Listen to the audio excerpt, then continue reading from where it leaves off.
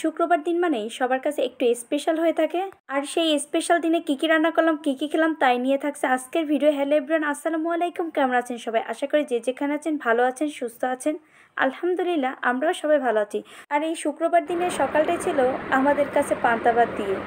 আজকে কিন্তু হাবিজাবি দিন না, আজকে হলো স্পেশাল দিন শুক্রবার। আজকে কিন্তু ভালো মন্দ রান্না করতে হবে। ভালো মন্দ বলতে গরুর মাংস, মুরগির মাংস, খাসির মাংস, রোস্ট, পোলাও। আরে বাবা, এগুলো তো বিয়ে খায়। আমি তো বললাম সেটার ভিতরে তুমি বাচ্চা আছে কোনো একটা রান্না করবা, একটা বা দুইটা। ছেলের কথা শুনে এবার চলে গেলাম ফ্রিজের কাছে। ফ্রিজে মাছ মাংস কী আছে সেটাকে বের করে নেব এখন।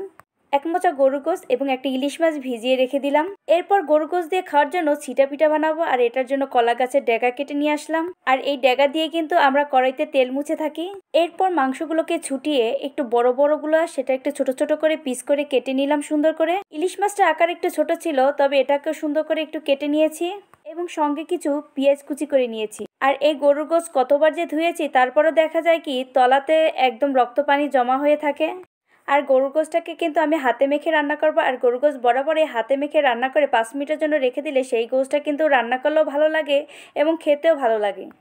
এরপর ছিটা পিঠা বানাবো, সেটা গোলাটাও সুন্দর করে একটু রেডি করে নিলাম। চুলাটা অন করে প্রথমে এক সাইডে দিয়ে দিলাম তেলের কড়াই, এখানে আমি ইলিশ মাছ ভাজবো। আর অন্য সাইডে দিয়ে দিলাম ফ্রাই প্যানটা, এইখানে পিঠা বানাবো। আর ছিটা পিঠা এভাবে ছিটাতে কিন্তু আমার বেশ ভালো লাগে। তবে ছিটা পিঠাটা বানিয়েছি আমার ছেলের জন্য, ছেলে গরু গোশত দিয়ে এই ছিটা পিঠা খাবে। তবে আমার কাছে ছিটা পিঠা তেমন একটা ভালো লাগে না, মিষ্টি পিঠা বরাবর আমি খুবই পছন্দ করি। তবে ছিটে পিঠা যখন বানাচ্ছি আমি একজন মানুষকে খুব মিস করছি, মানে আমার হাজবেন্ডকে। এক সাইডে কিন্তু আমার ইলিশ মাছটা রান্না হয়ে গেল, আর ইলিশ মাছটা ঝোলটা একদম মাখামাখি করে রাখবো, কারণ পোলাও দিয়ে খাওয়ার জন্য।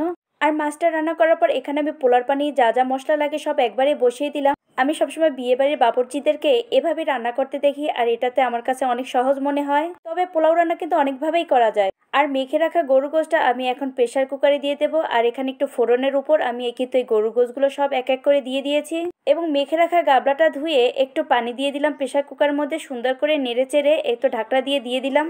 তারপর প্রেসার কুকার থেকে আমি ফ্রাই প্যানে আবার গরু গোশতটা ঢেলে নিয়েছি। আর গরু গোশতটা কিন্তু আমার এ পর্যায়ে হয়ে গেছে। এবার একটু টালা জিরা গুঁড়ো দিয়ে গরু গোশতটা আর একটু জাল করে এবার কিন্তু নামিয়ে ফেলবো। তবে মাশাল্লাহ হাতে মাখা গরু গোশত আজকে আমার খেতে এত মজা হয়েছে যা বলার মতো না। আর ভিডিওটা ছিল গতকালকের।